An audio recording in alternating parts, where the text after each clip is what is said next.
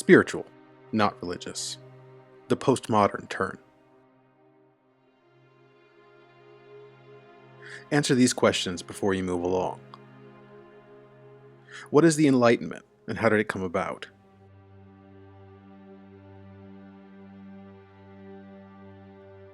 What is the big difference between how reality was discussed before and after the Enlightenment?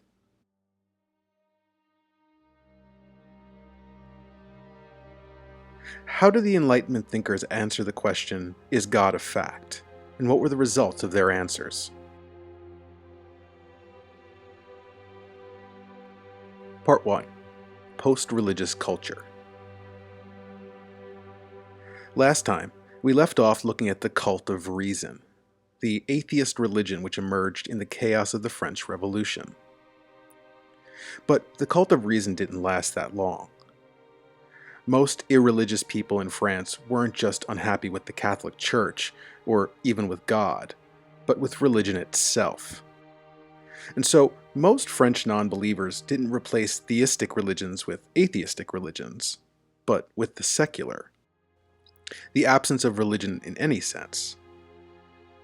Something similar happened in the United States. America, like France, was the child of revolutionary Enlightenment thought. But irreligious Americans were less likely to consider themselves atheists, but rather deists or secularists. Americans in the late 18th and 19th centuries who were dissatisfied with religion often kept God in some sense, even if that God was functionally no different than nature. But as we now know from our discussions of the world's religions, religion, whatever that means, is about so much more than personal belief. It's about practice and ritual, custom, community, culture, morals, language, mythology, and worldview too. So if the rise of Enlightenment irreligion removed faith in God from the equation, what were the effects of the Enlightenment on all these other facets of religion? If you're rejecting religion because personal belief in God is a problem, what do you do with the rest of this religious stuff? Even the most intense atheist, someone who powerfully rejects the thought called faith in God, they would be unlikely to think that there's something wrong with having a culture or having a morality system. So irreligious thought had to move culture, custom, morality, and worldview into secular spheres. There are many ways irreligious Westerners did this, but some are worthy of note here. Mythology remained central even to post-religious life. But the rejection of religion was strong, and so the word myth became irredeemably equated with backwardness. Moderns mistakenly read ancient mythology through the lens of fact, and so to prevent that from happening in the post-religious age, modern mythologies are always assumed to be non-factual. They're just stories or only thoughts, and usually for entertainment. Since ancient myths weren't factual, they were at best just stories, if not harmful lies. So, irreligious Westerners stopped referring to their cultural products and stories as myths. Modern notions of art and literature, especially the modern novel, while acting like mythology, had a built-in rejection of mythology, because they didn't present themselves as factual. And even if a modern considered a particular piece of art or literature to be true, they rarely spoke of it as if it was ultimately universally true. Culture and community often underwent similar processes. This is when we start to see powerful notions of thoughts like Western civilization, or the modern world, or race. These explicitly modern ways of talking about culture and community are the 19th century analogs of cult, ethnicity, and church. They explained why the post-religious Westerners were a particular group, apart from other groups, and what they all, supposedly, had in common. And what did non-religious moderns think of the ultimate then? Sure, facts were true, but what was the reality of facts? How do we talk about ultimate reality? Well, there were several, often overlapping answers to this, but for our sake here, there are two that are particularly significant. Modern non-believers gave a great deal of importance to the worldview that the Enlightenment thinkers called naturalism, that thing that we call science. Although strictly speaking, science is a human activity. People do science. In the 19th century, we start to see Westerners, especially irreligious Westerners, speaking of science as a transcendent value. Science is good. And ideally, all morals, culture, and thought should either be informed by science, or at least not in conflict with it. Reason, the application of rationalism, or philosophy were often spoken of similarly. They, like science, are human activities, but they could also now be spoken of as transcendent values. They are the overarching good that supports all facts. Or, the modern could see transcendent value in the nation-state, nationalism. The French cult of reason is a clear example of this. In lieu of a transcendent God, you could have a transcendent nation. We can speak of French or American values as if France or the United States were fixed, eternal realities that will us to do certain things or not do other things. A completely secular person who knows full well that their nation is a recent human invention can talk about France or the United States as truths worthy of dying or killing for. They can treat flags as sacred objects, perform rituals to honor martyrs, or celebrate holidays in honor of the nation. Similar turns to nationalism occurred in other nations that appeared in the modern period. Italy, first unified in 1861. Germany, unified in 1871. The People's Republic of China, first declared in 1911. And the Soviet Union, founded in 1922. All of these nations are creations of the modern period, and they are all either functionally non-religious. Italy and Germany have official churches, but those churches have no political power. Actively non-religious. France and the United States have no official religions. Or officially atheist, as the Soviet Union was and the People's Republic of China still is. Without a governmentally affirmed religious identity, the peoples of these countries, each in many different ways, could fill this transcendent gap with various manifestations of nationalism. But then we return to a question that we asked at the beginning of this course. Are these post-religious phenomena religions? Are nationalism, science, or modern art religions? Sure, they don't necessarily promote a god, but we now know full well that a religion doesn't have to have a god. And we also know that religion doesn't need to be particularly fixated on orthodoxy either. So a religion doesn't need to be defined by personal beliefs or thoughts. When we boil it all down, isn't the only reason that we don't call art, science, or nationalism religions custom? They aren't religion because that's just not what we call them. But that's a bit of a dodge.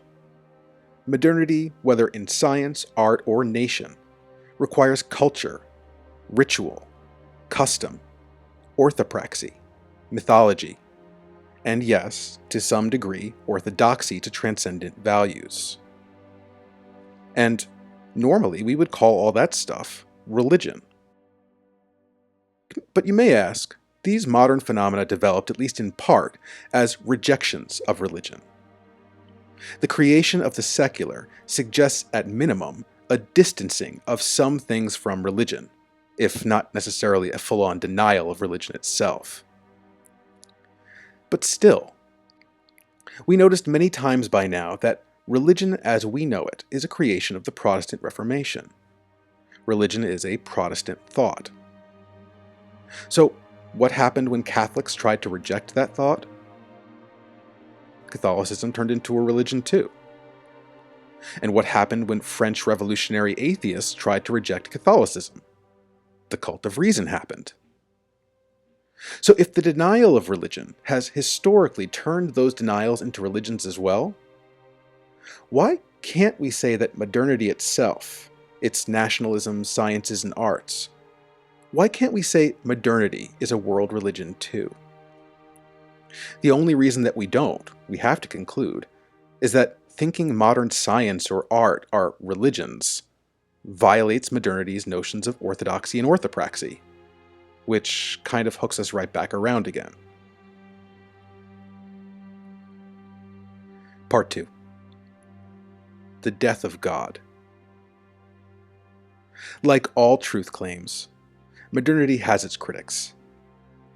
In retrospect, the criticism of modernity would be called postmodernity. It's a deliberately slippery phrase, and many people who are otherwise postmoderns would even reject it.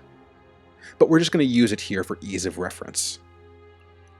Postmodernity might be the claim that modernity is over, so postmodernity are the worldviews and thoughts that arise after modernity. Or postmodernity could be a reimagining of modernity. So to be postmodern means that modernity is assumed, but that you account for other, non-modern Western thoughts as well. Or postmodernity might even suggest that modernity is something like an unfinished project, with this postmodernity being the next stage of the story, like modernity's second act. Like all huge historical developments, such as late antiquity, medieval, or modern, when exactly postmodernity begins and where is hotly debated. Postmodernity usually comes to full fruition in the second half of the 20th century. But it began a little earlier. Usually, but not always, postmodernity is laid at the feet of Friedrich Nietzsche. A German and the son of a line of Lutheran preachers, Nietzsche rejected religion as a holdout from the ancient world, a failed moral system of slaves begging for scraps from a transcendent master. He popularized the bold notion that God is dead. And many modern atheists therefore embrace Nietzsche as one of their own. And it's true that Nietzsche did think that God's demise was a cause for celebration. If the master is dead, the slaves are free. Well, not so fast. Unlike other atheists, Nietzsche saw the death of God as a serious problem. We want to celebrate the liberation of the slaves from their wicked, overbearing master. But without that master, without God, all of our meaning, everything that we've ever used to define ourselves and our place in the world, is now meaningless. God was cruel and indifferent, and so the modern human decided to kill him. But in this act of liberation, moderns therefore became responsible for ourselves. And if we're now free and responsible for our own actions, the action that we're most responsible for is killing God. God is dead. God remains dead. And we have killed him. How shall we comfort ourselves, the murderers of all murderers? What was holiest and mightiest of all that the world has yet owned has bled to death under our knives. Who will wipe this blood off of us? What water is there for us to clean ourselves? What festivals of atonement, what sacred games shall we have to invent? Is not the greatness of this deed too great for us? Humanity itself is going to have to be held responsible. And what's the price? Humanity itself, as moderns understood it, has to be cast aside. Religion and its God may be tyrannical, but they also provided what modern science and nation states could never give: meaning. So the cost of modernity is nihilism, nothingness, meaninglessness. Fighting the evils of religion made modernity itself just as evil. He who fights with monsters should see to it that he does not become a monster himself. And if you gaze long into an abyss, the abyss also gazes into you. Nietzsche thought that it was good that God was dead, but it was also a sin to have killed him. And the punishment for that sin is death. To condemn God is to condemn ourselves. Now notice that Nietzsche is purposefully using mythological language here. Killing gods and battling monsters, festivals of atonement. That isn't just a coincidence, because disregarding mythological religious thought is a big part of what Nietzsche was talking about. The modern mind wants to think factually, so Nietzsche is deliberately writing in a way that repels literal meanings. Moderns like their facts, and so they tend to also be very bad at thinking mythologically, at looking at the world as meaningful experiences. So naturally, that's the very literary style that Nietzsche himself chose to adapt for his critiques. And it also means we have to decode him a little bit. He isn't talking about literal people murdering a literal god. What he is saying, though, is that the modern project has been bittersweet at best. With every act of liberation and progress, there have also been great evils unleashed upon the world by modernity too. Although Nietzsche himself never lived to see the full breakdown of modernity, he did see it coming as an inescapable consequence of the modern mind. With the rise of nationalism came world wars, violent colonizations, and genocides on historically unprecedented scales, far bloodier than any religious warfare from the Middle Ages. Modern art has been just as much an instrument for manipulating the truth as for exposing it. Consider both literal state propaganda and the cultural and economic propaganda that we call advertising. And even science, modernity's most powerful force, has come at an extraordinary cost. The methodologies that created antibiotics and sanitation also created atom bombs and environmental collapse.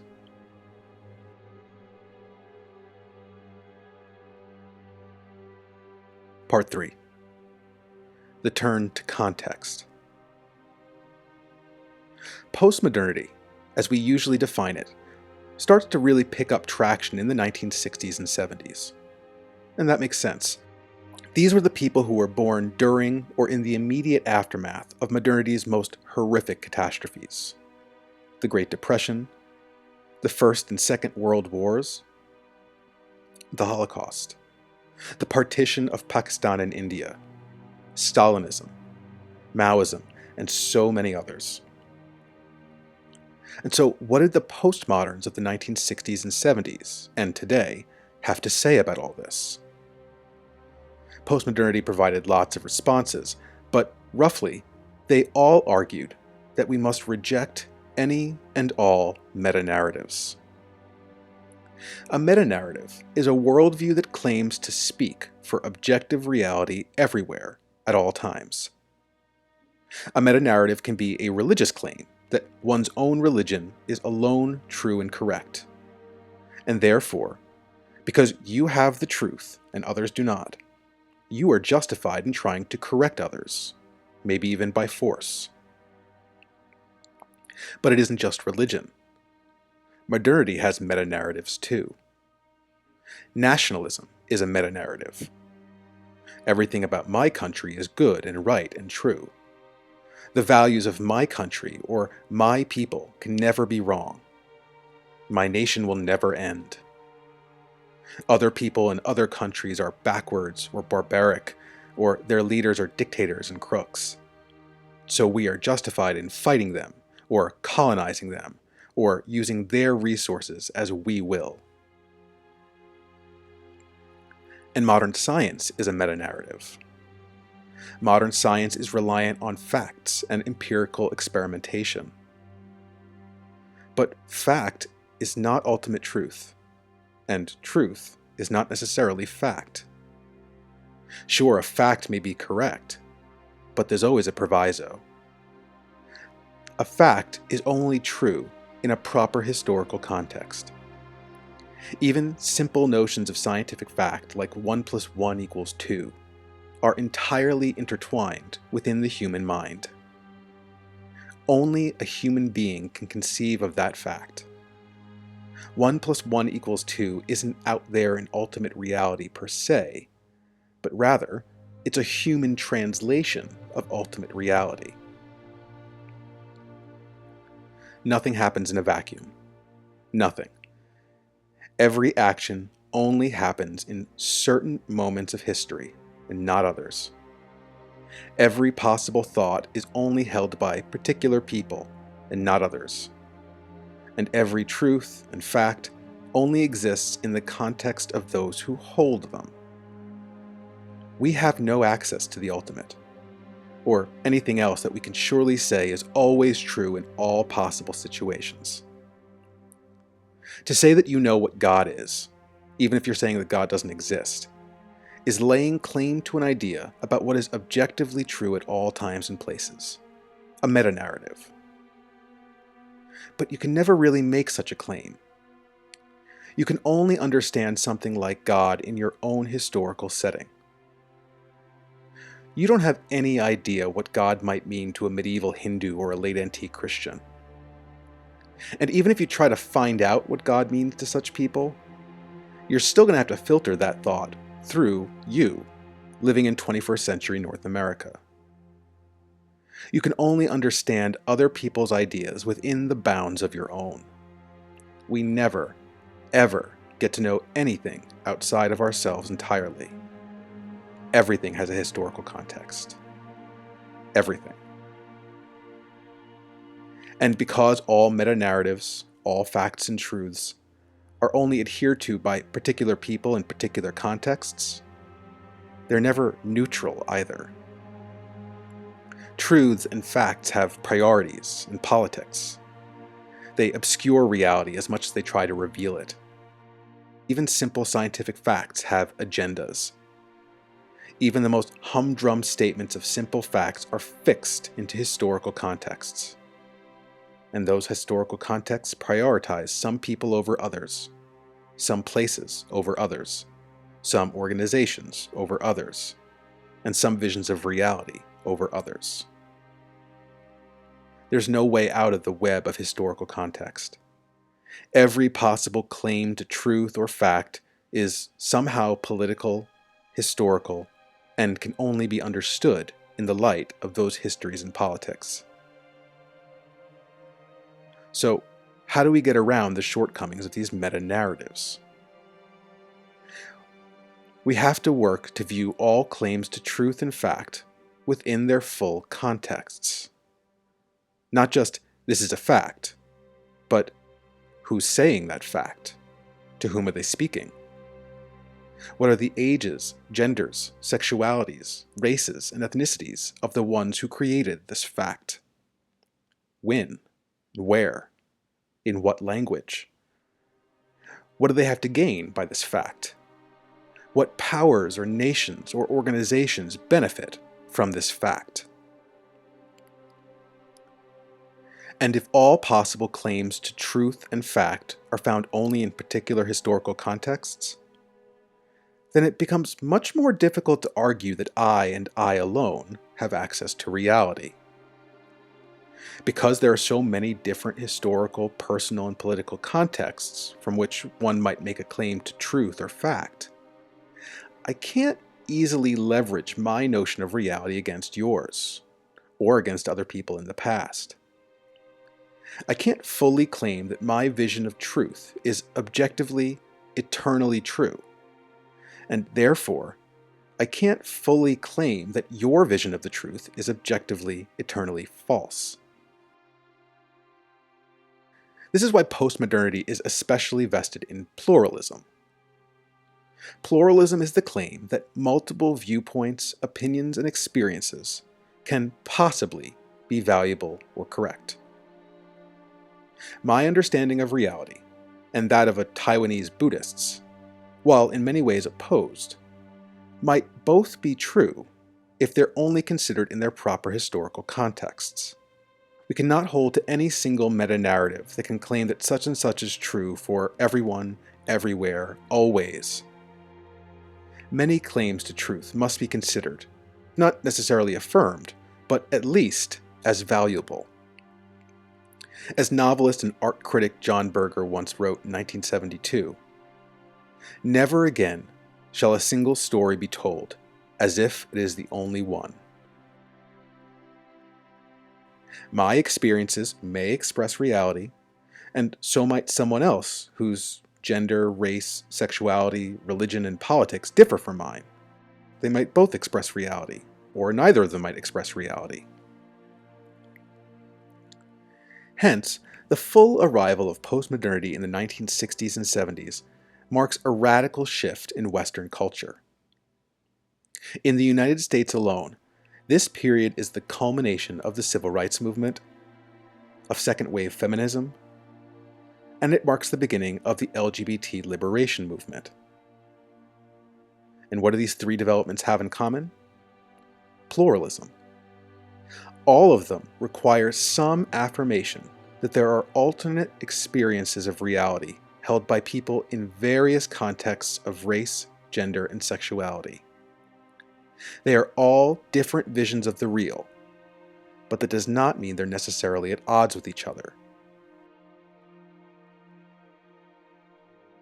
Part 4. The folk religion of postmodernity. So, how does postmodernity play out regarding religion? Well, first and foremost, the postmodern would at least be skeptical of authority claims of any kind of religious institution. Whether the postmodern was the member of a particular religion, or was irreligious in some form or another, anyone pressing their metanarrative on others would seem oppressive. Say you're a Catholic Christian, living in 21st century America. If you think like a modernist, you would be fine with the argument that your religion is correct, and all others incorrect, or at least that they aren't as true as yours is. But a similar Catholic, also living in 21st century America, who's more informed by postmodernity, probably wouldn't want to say that their religion is right, and therefore all the others are wrong. The postmodern Catholic would believe that their personal experiences are true somehow, but they probably wouldn't want to condemn alternate versions of reality either, even if they do personally disagree with them. The same is true for postmodern Jews, Muslims, Hindus, or irreligious people. The postmodern mind is more inclined to reject metanarratives, and instead think pluralistically of my truth or your truth. What is true in my context? What's true in your context? So for many postmoderns, the very notion of religion is rather uncomfortable.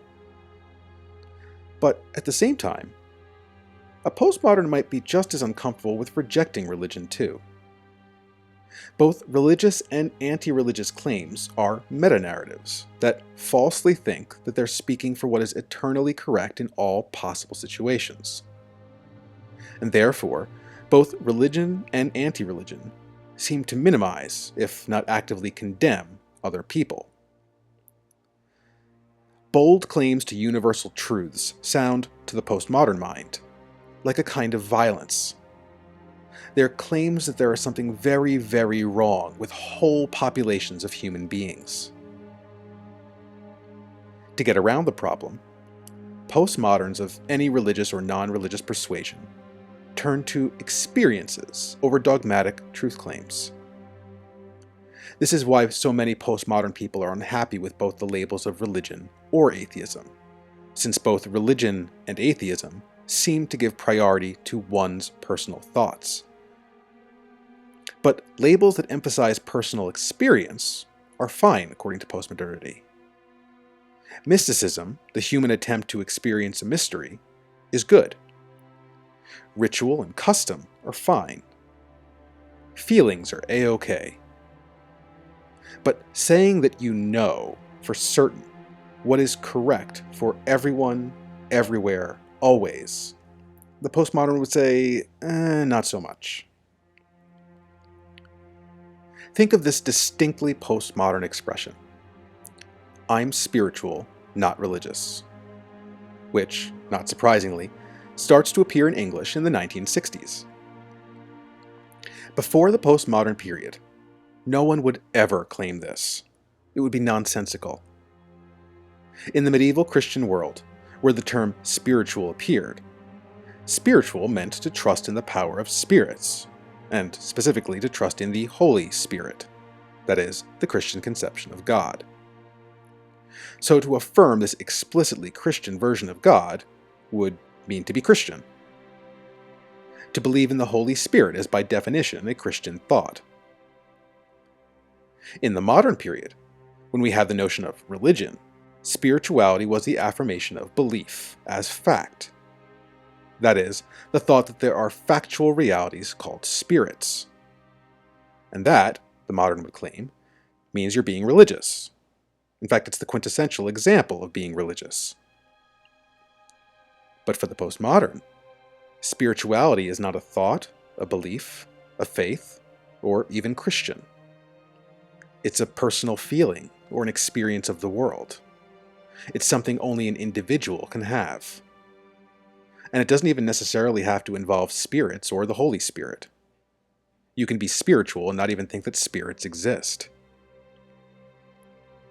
So, what is the postmodern doing when they claim to be spiritual, not religious? Well, they're rejecting both religion and atheism. But not because they necessarily believe either are right or wrong, but because both religion and atheism are metanarratives. They both claim to know what is true for other people in other contexts. But spirituality in the postmodern sense is entirely personal. It only exists in one's own context. It's an experience or an inclination. It doesn't involve an institution like a church or a clergy or a government, so it doesn't have the power to enforce itself on other people, and it isn't even a claim about public reality at all. And neither is it culturally specific. Spirituality is not local to one group of people, the way religion or modernity are. A postmodern can look at an atheist Buddhist meditating in Canada, a Muslim Sufi practicing dhikr in Sudan, and a tarot card reader running a business in London, and they can all be spirituality. A spiritual but not religious person might even practice the rituals of other people's religions without thinking that that's problematic. Think of Western postmodern culture in the 1960s and 70s. Suddenly, you see Western people dabbling in Hindu symbolic imagery, but rarely claiming to be Hindus themselves. Or practicing East Asian forms of meditation, like making Zen gardens, but not usually thinking of themselves as Buddhists. People who were in no way members of the indigenous Native American nations started talking seriously about spirit animals, or purposefully ingesting hallucinogens like LSD and peyote, without belonging to any fixed cultic community. And even for those postmoderns who practiced none of these sorts of spiritual exercises, that is, rationalists, humanists, secularists, or free thinkers, few of these people, if postmodern, would directly condemn these practices either. You do you, as it were. And now we're even starting to see the appearance of postmodern people who don't want to identify themselves as religious, spiritual, or non-religious. Polls attempting to categorize people's religious stances in the postmodern age repeatedly get stuck with large portions of the population who identify their religion as nothing in particular, or increasingly more commonly, as nones. These nones are usually not for or against religion. They're just secular. They claim that their religious and non-religious opinions have no bearing on the public arena, and they don't even identify you yourself.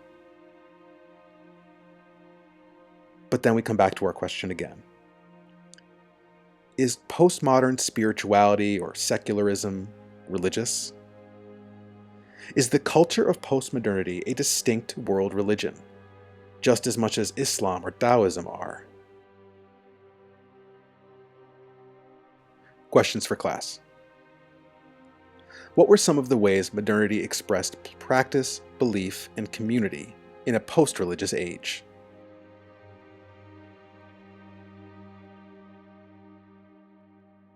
What is postmodernity, and what is its critique of both religion and modernity?